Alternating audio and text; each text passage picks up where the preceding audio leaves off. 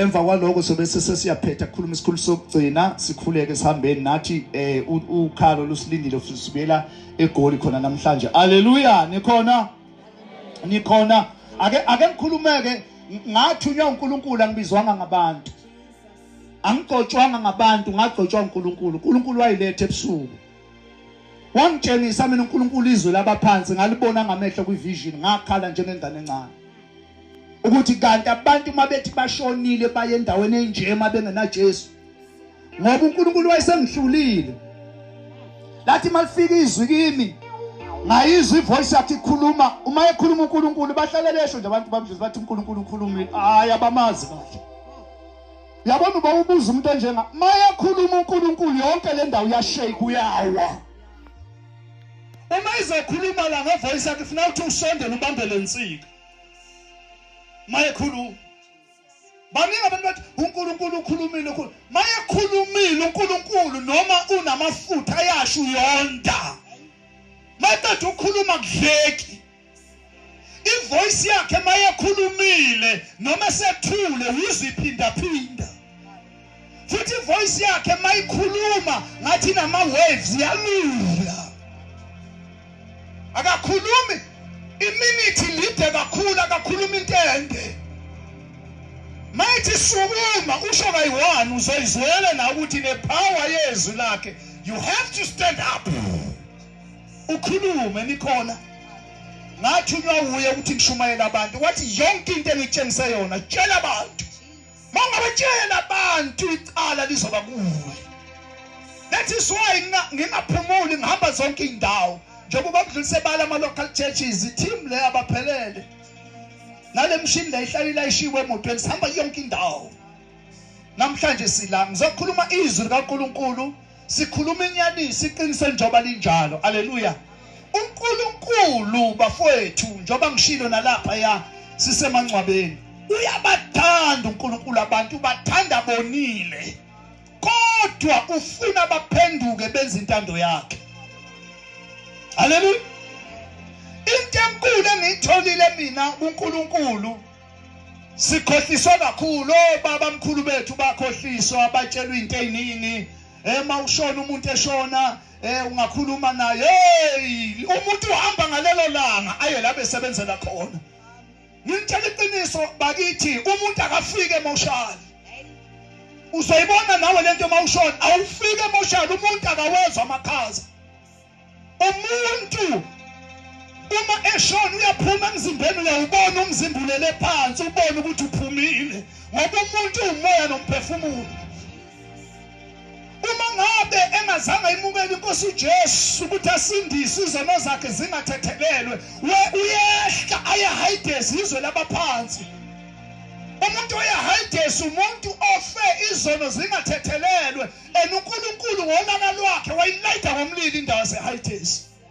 Kodwa uma umuntu esindisiwe umhlolo wento uyakhuphuka adabula amazulu amabili aze yongena kwelesithathu. uNkulunkulu wasitshengisa ngokufaka Stefane eBhayibhelini. uJesu eseyithethelele izono, uStefane bemkhanda ngamatshe mayesefa wabona izulu livula, wabona uJesu enenyawo ngakwesekunene sikaNkulunkulu. Oh Jehova Jireh, Jehova Kadesh. He is Adonai. Nakho ngiyamuzwa isiye. Jehova Kadesh, Jehova Shammah. Ukhona uyaphila. Uma uStefane efa bemkhanda ngamatshe kwavula izulu ezulwini, wabona uJesu enenyawo. Wathi uStefane, Nkosi uJesu yemukela umoya wami. Kwakungokuqala abantu bazi ukuthi umuntu mangumzalwane umoya wakhe ubuyelwe ezulwini. Akayi kwabaphansi, kwalabaphansi bamangale engafiki.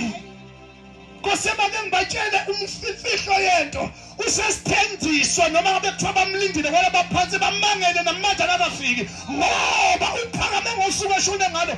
Waya uJesu kwalesithathu wafika kubazingilosi wazi uNkulunkulu wazi yonke into ngoba yindawo yabazalwane abangcwele. Bamangele ukuthi waye engafiki ngoba kuthiwa ushonile ngeke bambone. Ngoba umuntu esesindisiwe uya ezulwini lesithathu uyohlala noJehova Jireh, uyohlala noJesu wezulu. Abantu abayazi lento asiphuma obabamkhulu bakhohliswa bayalazi kodwa iqiniso kuyimanje noma bekwalaba phansi bayakhala bafisa ukuthi bangabuyela emhlabeni bolungisa noJesu. Too late. Ungasamoshi nembuzi uhlabe. Umuntu ungakaNkulunkulu akasiye owabadala. Abadala batshela ukuthi abamzala umuntu. Abangeke bekwehlulela bakini abangasekho uzohlulela uNkulunkulu.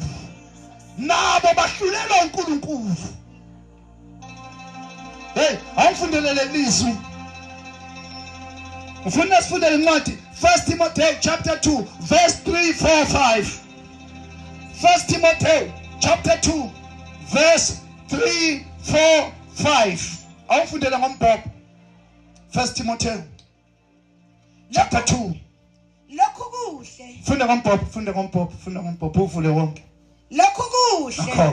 Kuyabongeka emehlweni kaNkulunkulu umsindisi wethu. Jesus. Othanda ukuba abantu bonke basindiswe. uNkulunkulu ufuna bonke abantu.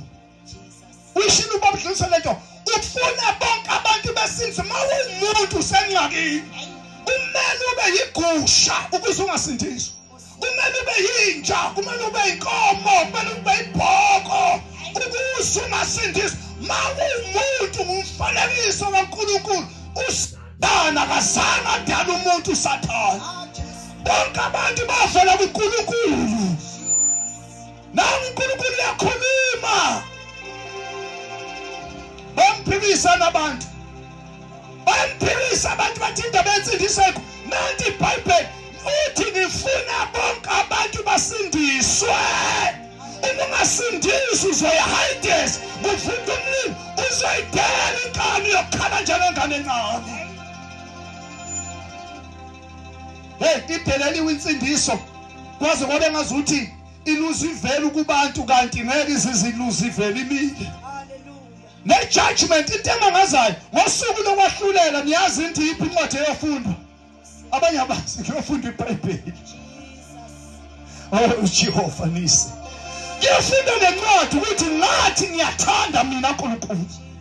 Ngifuna abantu bonke basindiswe bese bayandlula insindisweni bafinyelele eplazini iqiniso baye ebandleni likaJesu hayi ibandla elikhandwe ngabantu.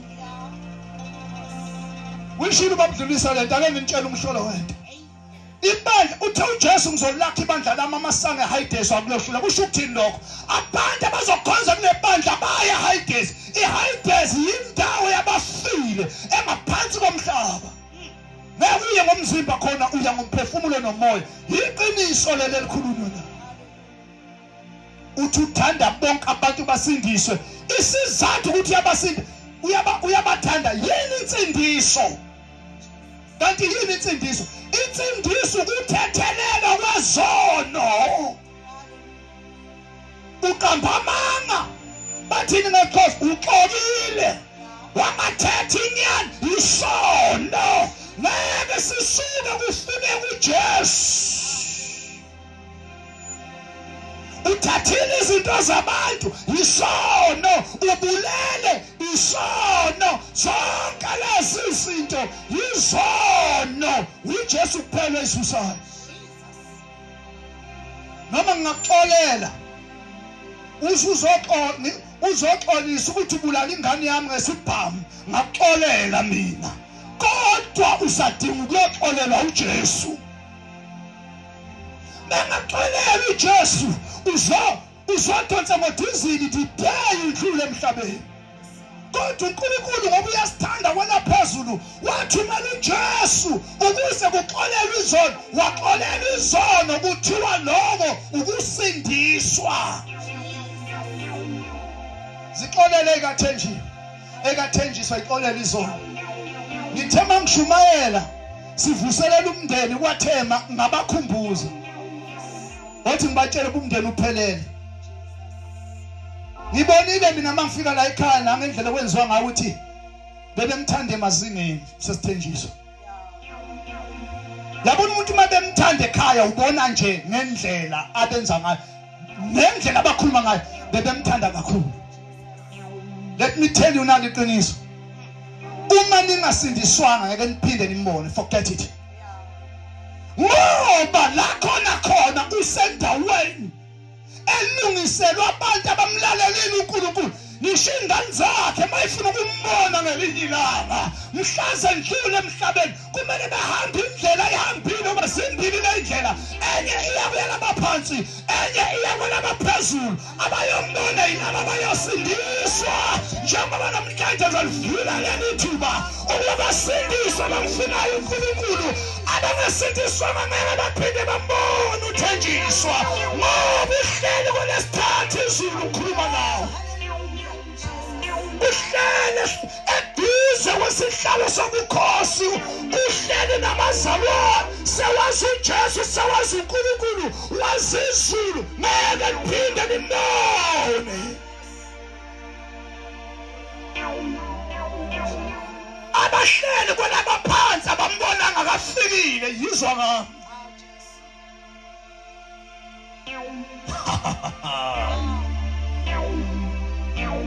uNkulunkulu kwakhuluma ngelinye ilanga nami. Washona omunye umzane engimshumayelile. Washona ingakapheli inyanga esindisiwe. Ngambeka izandla ngatshela uNkulunkulu ukuthi lilobe igama lakhe encwadini yokuphila. Ngoba ngathunywa ukuthi uma bevuma uJesu labo bantu uzobaloba ngalelo langa ngisebenza noNkulunkulu. Ngisebenza noJesu. Washona umzalwane ingakapheli inyanga.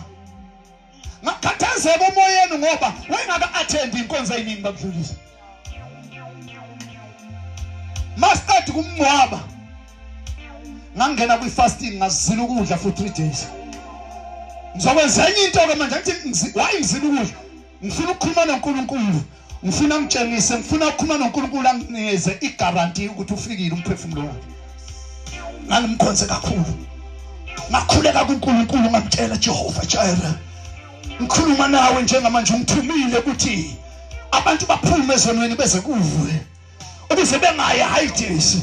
Ngabiza igama lakhe ngathi tell me my father ukuthi ufikile lapho. Ngoba isikhathi lesimaningi uNkulunkulu akakhulumi ngalendlela abantu abakhuluma ngayo. Wangiphendula uNkulunkulu. I think what day number 4 sengibreakile wangiphendula. Wathi ufuna ukwazi bani ukuthi ufikile ngathi mina uNkulunkulu ekhuluma kwivision ngathi uNkulunkulu ufuna ukwazi. What right? Night ezokutshela yona. Umoya wakhe mawuphuma emzimbeni wakhe nomphefumulo wakhe. Nguthathile ngawubeka endaweni lapho khona kunamakhalazi we-rainbow. Search your Bible ubone kuphi lapho. Mina ngabuza umbuzo ukuthi is in heaven noma uyasha lewe labaphansi. Wathi uNkulunkulu search your Bible ukuthi kuphi la kunembala khona ye-rainbow. Mangiphima embonweni ngakhala ebusuku ngavuka ngakhayisa izibani ngadonsa iBhayibheli lami ngasesha where is the place and the rainbow kungakho emhlabeni. Mangivula iBhayibheli lamtshela impendulo. Lathi esiduze esihlalweni sobukhosi sikaNkulunkulu kunamakhala we-rainbow. Eduze wehlalo senkosi uNkulunkulu nabangcwele ba-around lapho banendawo. Uma ngikada lokho ngaciba ugasi ngalala ngabonga ngathi baba ngiyabonga. Is in heaven. Ngajabula ngathi baba ngiyabonga thina siyasebenza. Akekho umuntu olalela le message madane ngafinyelela lapho afinyelele khona ezulwini ekhaya likababa. Uthi kuhle kuyabongeka emehlweni enkosi umsindisi wethu ukuthi bonke abantu basindiswe. Bese benze njani sesitombendle? Basindiswe bese bafinyelele ekulazini iqiniso. Angeke ulazi iqiniso Nkosi yami, angeke ulazi iqiniso ungakasindiswa. ngekulazi noma ungathi uyalazi le ndaba sishumayela amakhehla sishumayela okhokho sishumayela omkhulu abazilutho uNkulunkulu abazizinto nalabo abambulela zona emkhulu awazilutho angisini ikhehla ngaka kodwa ngaphakathi nginomdala wezinsuku ngaphakathi omdala weinsuku wayikhethela yena wangena kimi ngaphakathi wangitshengisa izinto engabonanga nangomkhulu bami omkhulu bami bashona bonke nokhokho bami bashona bonke kodwa into uNkulunkulu angitshengisa yona babudlulisa zange bayibone mase bengene Hightails uma ngisindiswa nginenkinga yamadlozi uNkulunkulu wathi ngizokutshengisa uma ngabe ungalalela ngizwi lami uzoza khona wayivula kwathi hey eHightails baxhashazwa abantu umlilo wakhona uqubuka phansi njengenkulu abanye baxhashazwa bakhupha ngezandla ngemiphefumulo yabo bakhupha ngezandla inhlabathi yakhona iyashisa bayakhala mabethi bayakhupha sekhupha umgodi omncane ukuthi umlilo umshisa bakhale wathi uNkulunkulu uma ungasindisiwe uzowajoyina nawe wathi go and tell people ukuthi manethu umuntu uyawela abaphansi behamba bayaguqa emathuneni beza la ngikwatile ngoNkulunkulu ngikwatile ngoba abantu bami engibenzile bakholwa yini bakholwa yizinto abayitshela ngabangani babo Jesus mhlawumbe umnyangasho uthayile ntshumayelo la ngayithandi let me tell you ngizokutshela umhlolo wento khona into ezokwenzeka kuwe tonight ekulala ebusuku uma ungayimukelanga le message I'm telling you abaningi bangifonela bathatha ukuthi uyahlala ekulala uzolala kanjani ngoba mawushona uyaHightails uzolala kanjani ungayilungisanga indawo yakho akangitshela nathi iqiniso kubukula ukuthatha insurance yokungcwaba ungayithatha insurance yokuphefumula kubukula ukuthatha insurance yebhokisi ungayithatha insurance uJesu waseNazaretha owazi ukuhlenga umoya wakho wisithuphethu ngoba umzimba singawungcwaba noma ungena funeral kodwa umphefumulo wakho uzoya kuphi yafuneka uJesu uye yedwa insurance yokuphefumulo wakho uJesu uye yedwa insurance yomoya wakho wangasindiswa zangathethelelwa izono zakho ngosuku lokugcina ibuya zonke mntakababa ziyokufumana ney'ngane zazalwa zalahlwa kwe-dustbin uyayibona ngamehlo ngalelo langa ngoba kuyabe kuwusuku lokutshelwa ukuthi wawu yeHightails nabantu ababulali babona bekhalile kuthiwa njengoba ubona nawe that is why you have to pay nempilo yakho ngokuthi uyawukusha ngiphethe umshwalensi bafethu wamahala la ubhadala imali wamahala lo kaJesu noma ungaba nawo lo owakuthi uncatshwe ngebhokisi kodwa uyafuneka umshwalensi omphefumulo nomoya umoya wakho uyoya kuphi liyini ithemba lomuntu uma engenaNkulunkulu na liyini ithemba lomuntu mhla yeshona liyini ithemba lomuntu mhla enqunywa emhlabeni liyini ithemba lomuntu mhla yezinsimbi ikhala kuthiwa kuphelile ngawe emhlabeni uma engenaJesu liyini ithemba lomuntu ongenaNkulunkulu ngoba ungaba nemali izosala manje noma ngabe ungaba neyimoto zosala nesonto lakho ngeke likusize nomfundisi ngeke akusize liyini ithemba lakho mawushona ungena Jesu waseNazaretha mangitshela ngabafundisi baseHightails babhedisa izinto babhede ngisho ukungcwaba bangcwabisa abantu ngendlela ongasiyo bafundisa abantu izinto ongasiyo bathatha amadlozi amasiko bahlanganisa nenkolo banecala bazodonsa ngothizini bazolahlwa eHightails bakhona bayakhala bakhasontabo uNkulunkulu ophilayo.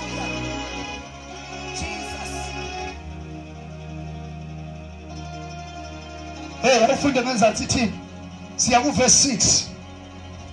Ngokuba munye uNkulunkulu uyi-1 abababili ababathathu bese thini munye nomlamleli phakathi kukaNkulunkulu nabantu. Wow. Ukhokho wami angangilamulela noNkulunkulu. Tata Hlelezo. Ungeza abantu bekhohlisela ukuthi abakini abangasekho noNkulunkulu ayihlangani. Noma usindisiwe yabo nje bengumshumayeli noma ngandlula emhlabeni anginali ilungelo lokucela kuNkulunkulu ngicelela umndeni wami. Awuvunyi uyedwa umuntu omisiwe uNkulunkulu uJesu. Uye wachithi igazi ukuthi izona zabantu basindiswe zonke kuthiwa uyi-1. Akusiya ababhishophi akusiya abafundisi abaziwayo baye hayidesi labo bantu. Babudlulisa ifikile ngadla last month. uNkulunkulu wami wangitshela ukuthi ngizokuthuma kulona omkhulu onama-1,000 wabantu ngifuna ukuthi uye kuye uyombheka emehlweni umtshele ukuthi uma engabadedela laba bantu ukuthi basindise kukhona umhlolo ozokwenzeka kuwo. Wabayibona into enjalo ya uNkulunkulu akadlali. Wathi futhi umtshele ngizomenzela imiracle engakaze. Ufuthi umtshele emehlweni ukuthi ngikuthumela uzoshumayela labantu akabadedele baphume esontweni lakhe. Bahambe baye ebandleni leqiniso uma engafuni. Engayibuka lento ngathi Nkosi yami ngaze ngangena enqakini. Ngizakwenza njengoMoses noFaro ke manje. La! Nkosi yami. Into ezokwenza la uthi uNkulunkulu ngizokutshela idate ngifuna ukuthi uye kuye ngidinga itshela uzothathiye kumthethe kathethela abantu ngoba isikhathi siphelile. Munye umlamleli phakathi kwabantu noNkulunkulu. Okhokho bethu ngeke bakwenzele lutho, omkhulu bethu noma sebashona lutho kufuneka uJesu nabo bekhala hayidesi bakhala ngoJesu indodana kaNkulunkulu. Munye umlamleli akekho omunye bafowethu. Either uyalithatha izulu noma uyalahla. Kumele ukuthi uyenze lento efuneka izosiza umphefumulo wakho. Yazi inencwadi yethu efuna ukuyifunda bese siyakhuleka ngoba sengiyaqeda vele. Awufundele uFirst 4 verse 3 and 4. Sambe seGauteng manje. uNkulunkulu uyabathanda abantu musa. Ufuna bonke abantu basindiswe. Uma ungasindiswanga ngiyakutshela. Uyabona uma ufuna ukuya hayidesi ungasindiswa. Uzoyidela inkani. Iproblem mawuke wangena kusaphumeli. Eternal life yakho. That's a problem. Uyazi ubani ukuthi uyangena bese uyakhishwa noma emva konyaka bengena nkingi. Manje mawungenile no more turning back. That is the problem. Bathi bamthathe phi yena lo. Ngivele eGauteng bayangazi. Go KZN bayangazi. Endaweni eyiningi ema-province bayangazi. Ngitshela abantu iqiniso, abantu into engichazayo bathanda iqiniso, bayalemukela baphenduke babe bokukhonza uNkulunkulu. Ufika isikhathi somdlula emhlabeni bahambe nje bayohlala njengamakhosi. Phalela indawo manje yokuthi uzawufa uye kwabaphansi bayokumukela onqaba yembubu. Umukela ngabantu abakhalayo. Umukela ngabantu abashayo nabo. Ake ngitshele esazofunda uSesitombele. Uyazi abanye inkosi bazoba nebhadi. Uzothi ngiyithathe lento esho lo mfana kaNyandeni. Angeke ngiyithathe. Lufika usuku lokufa afe. Mayefika le kwelabaphansi. Uzomangala abantu abafile ngempela bayaphila ngemphefumulo. Emathuneni kusela umzimba. Bekhe emathuneni. Bangaphansi komhlaba. Ngiyakutshela. Mawuthi uyafika lapha ya ngiyakuxoxela indaba. Ulethu sathi usamile bathi, "Hawu! Nawe sewuzala." Uthi hayi phela mina bengenza amasiko lana ngishilo. Bazothi huku ngempama bathi sithuphethe undini. Bemelele emhlabeni usindiswa thina safa singashunyayelwa. Ukuba nesafa sishunyelwe ngaba sikho la. Kusho ukuthi nabo bonke abasele ekhaya mawuzala nabo beza la amazwe nokulina isalukazi lesona isithanda sikuthi qhwanga enhlanebelana sithi uphethe undini nakunalulane nabashumayeli uhloniphe uNkulunkulu. Hayi gogo nawe mkhulu nasi ifundisa kanje. Yebo safundisa kanje mntanami, kodwa thina besingakwazi ukuyifundela iBhayibheli, besingakwazi ukufunda into ebhaliwe eBhayibhelini besethembelina. Sadayisa inkomo sakusesikolweni ukuthi uzawuthi noma usufundile utshele nodadewenu, utshele abafowenu ukuthi abathathe benze intando kaNkulunkulu. Usasitshela ngetendalo awubheke nathi siyashala.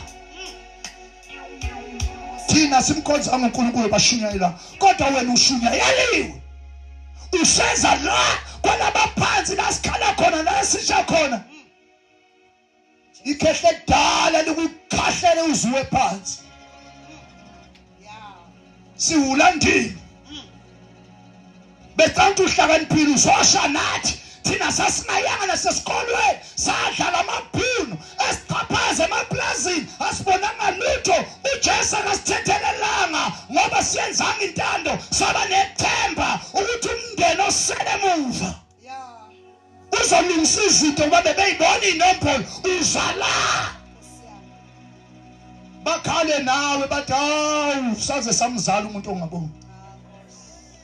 Sasha yishi sisha nawe sizotsha bakhale nawe. Bathi ke mntanami ke la hey ake ngitshela imfihlo. Bonke abashonile abadala okhokho bethu bayamazi uJesu. Batsheli ukuthi nise-hide sinisha nje kungenxa kaJesu. Usazwa nikhipha nivuse anitshela izono zenu bese onifaka echibini lomlilo. I-hide kusengamalanga abo kusayiwe edokweni lomlilo ngosuku lokugcina. Uyazi semqedelela uJesu wakobatshela engakabuyela ezulwini ngoba le ndawo yadalwa uJesu noNkulunkulu. Uthi uJesu kukhona indoda bayazi abayifundayo kuLuka chapter 16 engisaya kuyo. kuLuka chapter 16 mawuyifunda usekhaya kuverse 21 uJesu uyabatshela ngeHades uthi safa isicebi singayingeni indaba kaNkulunkulu enayo yonke into. Bebe bawu6 ekhaya kubo bengama brothers wafa lo isicebi waye rich kakhulu. Ayengazenza into kaNkulunkulu. uLazaro wayephurwa edla nezinja kodwa yena erich engakwenzi lokufuna uNkulunkulu. Lithi kwiBhayibheli wafa kuqala uLazaro ngoba wayekade ephuwa egula. Wafa mayefa wathathwa izingilosi zambeka esifubeni sikaAbraham eparadise. Lwafika usuku kwisafa isicebi besinale ngqondo ukuthi mawufa uya kwabakini. uJesu uyabatshela ubika ithaldo uye le ndaba uthi safa isicebi masifa isicebi saphaphame eHades ngaphansi komhlaba emalangabini. Masithi siyabheka phezulu sambona uLazaro ehleli kamnandi ebhalu 4. Uyayithola ke uthi uJesu ke hey samemeza ke isicebi sathi baba Abraham ngicela ukuthi uthumele uLazaro avuke kwabafileyo abuyelele emhlabeni atshela ama5 brothers wami obona saphila abatshela ukuthi abaphenduke ukuze bengezi la. Wathini uAbraham ngoba uJesu yamchazela wathi uAbraham akwenziwa lokho abantu abasemhlabeni banamakhanda aqinile noma ngavuka umuntu wabafile ngeke bavume. Abafowenu abalalela abashumayeli emhlabeni uma bengabashumayelanga balalela abashumayeli bangayenza into esho ngabashumayeli bazokujoyina. Eyakhala le ndoda ibona ukuthi lento yabaphansi ebixoxe emhlabeni ayisiyo. Abafowabo bazomjayina athi ngcono kushayeni naphakade not ama5 brothers kwathiwa the 5 brothers bazokujoyina. Hayi wabona ukuthi uyancintsha kwasekuthiwa kamdlulisa ngoba lena yafuneka amanzi kamoya. Thiwa wakhala ngoba noma uyawafuna amanzi akho.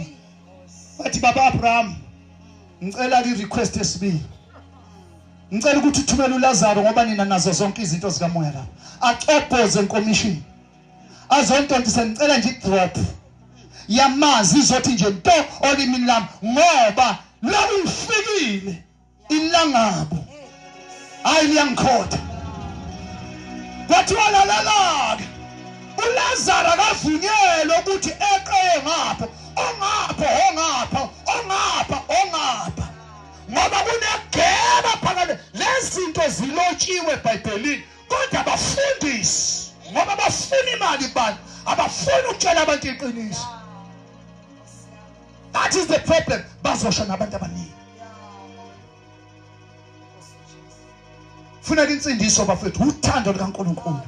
And umuntu kumele asindiswe saphila washona kuphelile. And I promise you lento engitshola yona wena ozoshona ungayimukelekanga mhlawumbe uzoshona this week mhlawumbe next week mhlawumbe before December ubatshele Hides ukuthi unyandeni uyishumayelile lento abaningi bayathi ukuthi kukhona lo mfana kaNyandeni uyayishumayela lento sacabanga ukuthi isithuphe yazi bese ngazawubheka manje sasa ufika ubatshele bazokutshela bakhona lapha Hides abangaziyo dala ngishumayela lento aba more than 30 years ngishumayela lento angisumshumayela nje izolo more than 30 years ngiyabu 40 years ngishumayela lento abelithinya uNkulunkulu bakhona abangaziyo Hides abayithathanga and bakhona abayithathile abase paradise ezulwini bayithathile baya celebrate ngithunyiwe uNkulunkulu. Hey angifundele abaseyifirst ugcine ngayo sambeni ithi nikhuthalele ukugcina ubunye bukamoya ngesibopho sokuthula. Yeah. Munye umzimba. Yeah.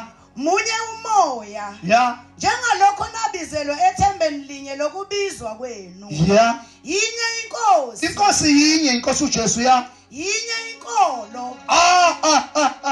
Awuma kancane sesitombe wathi lezo ngaze ngathi ngiyahlanya. Lithina uphinde.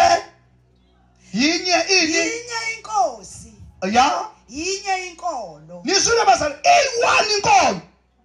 Ushilo babudlulisa wathi zonke ezinye ziyaxoka kaloku. Azithethi inyani. Yini nginobungqina. Nginobungqina namhlanje. Ukuthi yinye inkolo. uJesu themzolakhe ibandla lami abasane Hides amlahlula akangalethi igama wathi laba negama ayisilo walikonyo inkolo eyi-1. Oh Jehova Jireh ayikho lento uthi nani mangikhonza kuleli na ukhonza kwalo singabantwana bomuntu ayikho leyo nto ezulwini. Phela uNkulunkulu ngabe udala disorder uNkulunkulu uthi ufuna abantu basindiswe mabesindisiwe kumele bafinyelele kulazini iqiniso. Uthe ubaba udlulisa iqiniso liyi-1 awekho amabili amaqiniso ayikho alternative liyi-1. Uyasindiswa wenezele kuleli bandla uJesu asho ngalo ufundiswe ubhajadiswe wenziwe zonke izinto utshelwe ukuthi khanjwa kanjani kuye ezulwini.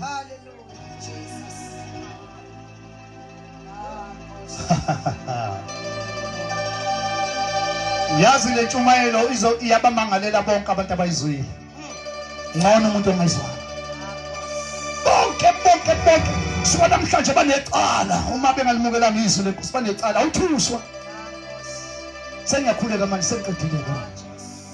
Yabona ke nansi into ebalulekile ngiyizelela nansi ebaluleke zonke lezinye ezibalulekile kodwa le ibaluleke kakhulu ukuthi abantu enkonzweni yokugcina ngase sithenjiswa wenze i-example awubheke yonke le ndawo yemizi kunomuntu in heaven yedwa wasethi i-example khona bazolahlwa ngenxa yakhe. Kuthi umuntu wesifazane othile wayimukela inkosi wasindiswa wavuma ngomlomo wakhe uJesu inkosi wayikhetha lempilo azange aphile iminyaka e10 emva kwalokho wandlula wabuyela enkosini wasibeka istandard yabo. Hayi sengiyakhuleka ke manje yinye inkolo yinye inkosi yinye inkolo nane enye eyi-1 munye umzimba nane enye munye umoya njengalokho nabizelwe ethembeni linye lokubizwa kwenu. Umzimba uwodwa umzimba kaJesu munye umbhaphathiso nomoya uyi-1 umoya engcwele the Holy Ghost Jesus nombhaphathiso uyi-1 owenziwayo hayi le minye yenziwa ngabantu uyi-1 umbhaphathiso omisiwe abapostoli bafundisa umbhaphathiso oyi-1 awukho omunye lena eminye ize nabantu abazenzela amasonto abo hayi elikaKristu ibandla ukubantu ukuthi bayikhethele hayi kenye indlela hayi vala sisitombedle I'm done Jesus ngiyakhuleka njengamanje ngiqedile umsebenzi konje kuthiwa yile ndawo bamdlula izinqa ubani ingcwalana shumayelile engcwalane namhlanje engcwalane icala ezulwini lehlile ake ngitshela umfolo mangima the presence of God iyarize ibakanye nami God is here phakathi ejaldini kwadayile God is here uJesu is here umoya ingcwele is here indawo sayinyathela kwehla izulu lila izulu nengilosi ayikhethekileyo zila silalela le message uthi ndluliswa ngokweqiniso na ipower kaNkulunkulu engenza ukuthi ngimemeze ngoba futhi abantu bethu njengamanje izulu nengilosi ready to rise why zingarise njengamanje zilinde laba bazosho ukuthi inkosi bayayivuma baphakamisa isandla bese ingilosi zibe ufakazi ukuthi Jesu bayakuthanda kule yandawo leya umuntu bafethu umethasindiswa ayikho enye indlela khohlwa yinto abakade ukholelwa yiyo mhlawumbe athi izonda insindiso ngeke uyizonde njengami nami ngangizonda ngisengumfana ngasenze ngisengumfana ngingakasindiswa ngangizonda kakhulu ngangize ngidelele kanti uNkulunkulu uzongenzela umusa wangembulela ngayishumayela ngisesemncane ngumfana namhlanje ngikaniwe ngineyingane nonkosikazi kuloku kwaba njalo akushintshi ngayimukela ngaganiwe yonke into yami yenzeke sengisenkosini uNkulunkulu wethu wenza ubufakazi siyakhuleka namhlanje ntambama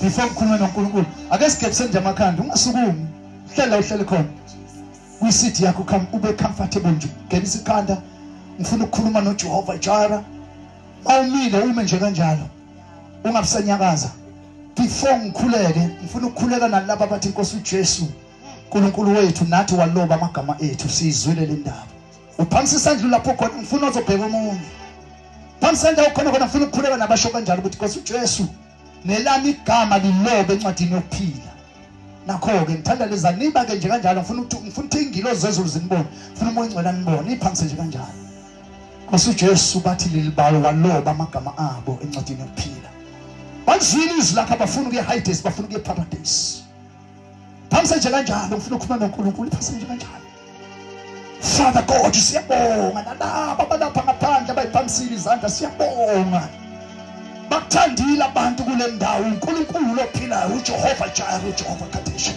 uNkulunkulu owesabekayo sithi udumo lungolwakho Nkosi uJesu balobe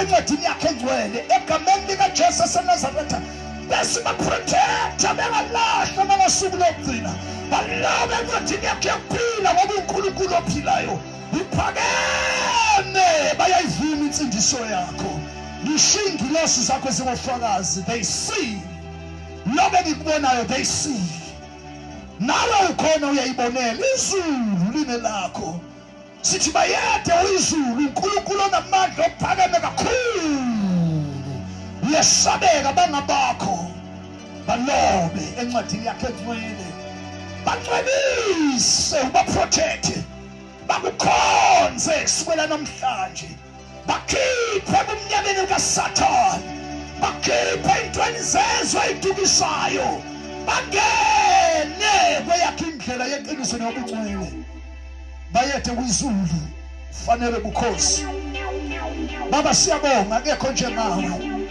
uJehova nisi siyabonga uphakeme kakhulu akekho njengawe siyabonga egameni likaJesu waseNazaretha onamandla ufanele ubukhosi izulu line lakho leqiniso line lakho nendalo ingeyakho. Ihayidesi yadalwa uwe, wafaka abangakulalelanga. Iparadesi ladalwa uwe, wafaka kulo abakulalelile nabakuthandile nowabathanda. Siyabonga Baba oyingcwele egameni likaJesu waseNazaretha. In Jesus name. Ngiyambonga kakhulu uNkulunkulu. Sondela Melusi.